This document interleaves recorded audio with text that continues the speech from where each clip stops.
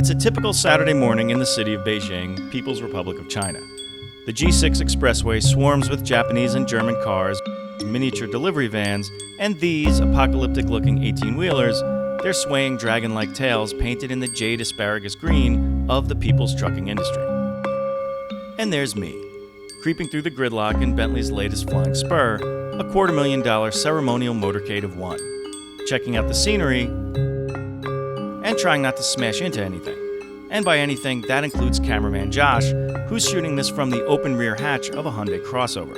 A Hyundai crossover that happens to be driven by the Chinese Jason Statham. That's this guy. We've come here for two reasons.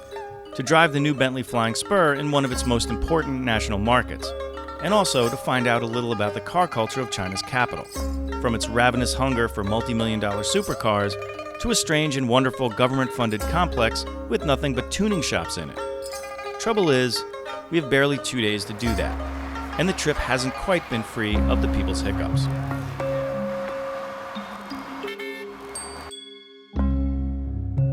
Traffic in Beijing makes me homesick for rush hour on the Long Island Expressway. At least the LIE has carpool lanes. Here, there's only one rule. If there's a space, you fill it any way you can. If that means dive-bombing into the gap in a Cultural Revolution-era dump truck with sketchy brakes, so be it. You only live once. Really, you only live once. A few years ago, the government banned Buddhist monks in Tibet from reincarnating without permission. I'm not kidding. You only live once. It's the law. Behind me inside the Bentley is the space where a captain of Chinese industry might be if this flying Spur were locally owned. Here in cosmopolitan China, luxury motoring often means hiring a driver who attends to business in front, while a rich guy or party official attends to a very different kind of business in back. Take that anywhere you'd like. But today, those rear seats, covered in a sneeringly luscious grade of leather and trimmed in a walnut veneer fit for the Jacobeans themselves, are empty. The two flat-screen monitors are dark and without signal. The wireless device that controls everything from the climate to the DVD player sits untouched by human fingers. Today, it's just me, up in front. Me and this gorgeous wood-trimmed steering wheel, a pathetically underutilized 12-cylinder cluster bomb of an engine resting beneath my right foot, and this time-thwarting vortex of Beijing Saturday traffic. So where's everyone going? Well, the weekend, and by that I of course mean the 2 days off at the end of a work week, is not a universal concept here. For many of these Saturday drivers, it's off to another day cranking over the superpower engine. With cars stacked up as far as the eye can see, maybe this is also a good time for a Chinese near history lesson. Back in 1985, 9 years into Deng Xiaoping's sweeping economic reboot, mainland China had just 20,000 private vehicles. By 2012, there were around 100 million. And China's astounding economic growth has only accelerated through the past decade. In an industrial sense, fast-forwarding from the 1950s to the 21st century in just 10 years. And while the rest of the world suffered a crushing economic down in the late 2000s, China just kept on trucking, racking up titanic personal wealth, which of course led to a sharp increase in luxury car ownership. And if you hadn't already noticed, it also leaned a bit hard on the environment. The smog here is epic. It's like the whole city's been hotboxed by diesel trucks, coal-fired power plants, and heavy industry of all kinds. A visitor imagining this posh Bentley sedan sheltering one of Beijing's new upper class from the choking brownish-yellow haze that often covers the city might be forgiven for also imagining a far larger bubble of denial. But whatever. A little bit of toxic pea soup in the air is just the cost of doing business in a country that's producing new wealth like it produces Dora the Explorer tricycles. That is to say, a lot of it. As the traffic subsides and we make our way further outside the city, the more the landscape changes. Out here, there are no luxury hotels or world-class architecture. It's not about sitting in the lap of luxury. It's about sitting by the side of the road, bundling sticks in a pile or baking bricks in a family kiln for a few bucks. For all the big money that's flowed into private hands, there's still a rural culture just a couple hours outside the city. Here, spending 6 figures on a luxury car would be just like riding a dragon. That is to say, a wild fiction, and nobody would ever believe you did it. And before we know it, we arrive at our destination for the day.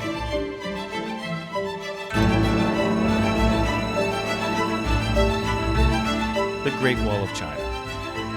An amazing, awe-inspiring sight that makes us think we're in a country where anything is possible, a country where amazing wealth, created seemingly overnight, may just be a good start.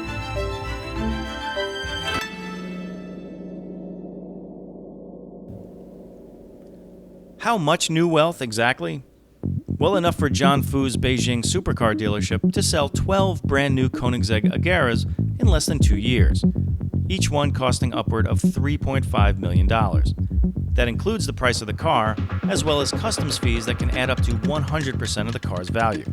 In other words, one multi-million-dollar supercar for the price of two.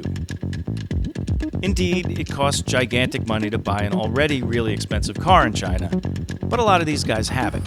And Mr. Fu's FFF automobile, which stands for his family name and that of his two brothers, as well as the dealership's slogan, Fast, Fly, and Fabulous, is where the city's wealthy go to feed their insatiable supercar Jones. And now that we're back in the city, we meet up with John to ask him about the supercar business. 以前非常喜欢车，然后从小就是从小就很喜欢，然后到大了自己上完学这边工作还不错的话，就是相对来说就是做汽车来说对我来说是一个梦想。现在我们来说是一般卖比较在中国做一些比较高端的车，然后是在国内很不容易买到的，在欧洲产的小众车型。 然后有一些，就比如说像科尼泰克，我们是总代理，然后还有一些，比如说是曼萨瑞啊，然后帕嘎尼以前我们也有卖过，然后就是大概就是这些，就是排量在4.0以上，基本都是这个税，然后政府会收一些排量税啊、奢侈税啊这些东西。首先我们自己有一个小俱乐部，然后。 其实说实话来讲，在中国能买这些车的人，真的是真正就是特别喜欢车的人，和平常买法拉利的，就是有可能会有一定区别。比如说，因为国内现在是刚起步，所以有可能就有些人买法拉利是因为想尝试一下这个跑车的这个性能啊什么的。啊，但是就是能买到科尼泰克或者是布加迪啊，或者是其他品牌旗舰型的车来讲，都是非常喜欢车，因为。 我们在国内要付出的比在国外买多付出3倍的价格。But even China's super wealthy have their breaking point. Some have even tried smuggling their cars into the country rather than pay those big fees. Last year, the government confiscated this one-of-a-kind Koenigsegg Agera R BLT after the owner tried to sidestep the customs process. And who could blame him? Instead of $2 million, this Swedish supercar would have set him back the astonishing sum of $4.7 million, enough to pay the average monthly salary of 6,403 Beijing residents. Nonetheless, business is booming. To paraphrase that famous saying often applied to Confucius, may Mr. Fu and his well-heeled cohorts all continue to live in interesting times. And by interesting, I of course mean filthy rich times with a side of up to their asses in gold bullion. In fact, Fast, Fly, and Fabulous, or whatever you call it, is doing so well, Mr. Fu just opened a new dealership at a place on the outskirts of town known as Tuner Tribe, a place some locals call Cool Cars Town. What the hell is Cool Cars Town? We're just about to find out. Located on the outskirts of Beijing, Tuner Tribe is like a neighborhood where every business has to do with car tuning. You say you want to mirror wrap your Volkswagen Passat CC in purple Mylar? No problem. A body kit and Forgiatos for your Audi A6? Absolutely. Lamborghini doors for your Mini Cooper? Well, I would have said no, but the answer is actually yes. Just ask this guy.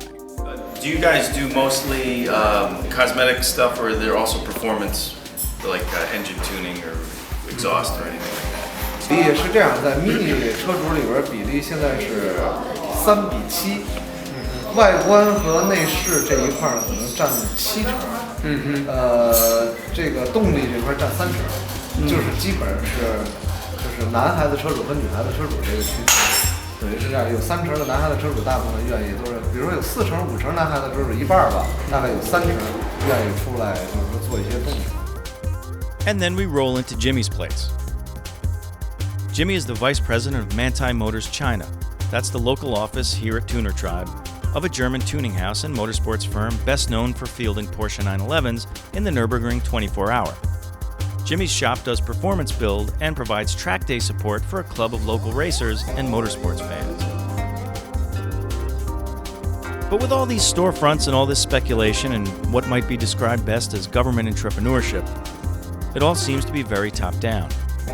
What about the regular guy car culture? Where are all the stance kids? Where's the drag strip crowd? Where are all the drift kings of tomorrow? There's something I've been wondering ever since we stepped off the plane. Does China even have an automotive popular culture?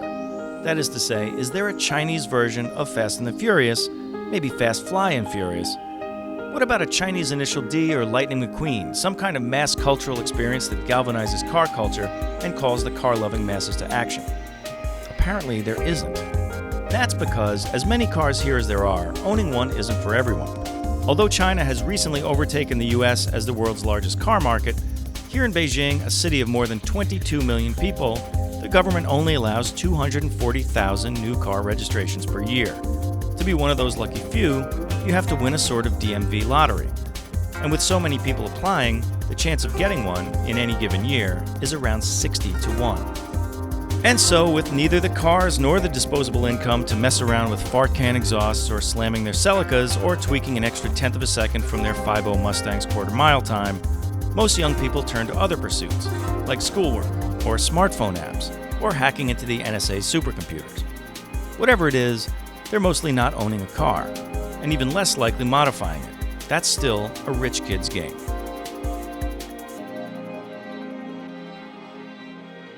No, you know what the crazy thing? The thing about China is that you just get a feeling that they're on their way somewhere, right? You've been to countries where, like, they're pretty much satisfied with what it is. You know what I mean? Yeah. Here, you just get the feeling that they're on their way somewhere, and somewhere big, and they're really casual about it. But I think they know. I think they know what it is that they're sitting on, right? I mean, these guys are like America at the, around the turn of the 2 centuries ago. I mean, what century are we in? That doesn't sound very flattering place to be, though. No, but 2 centuries ago? 2 centuries ago, we were sort of at that dawn of American superpower. Before America became a superpower, it was loaded with people who didn't give a fuck, right? Who just made a bunch of money on everybody else's backs. But eventually, we figured out a way to deliver that wealth to a good amount of the rest of the country. And these people are going to do that. Like that guy, see that bike? He's going to be riding a CB900 very soon. Like tomorrow. He's on his way to pick up his new bike. It's like a Hayabusa.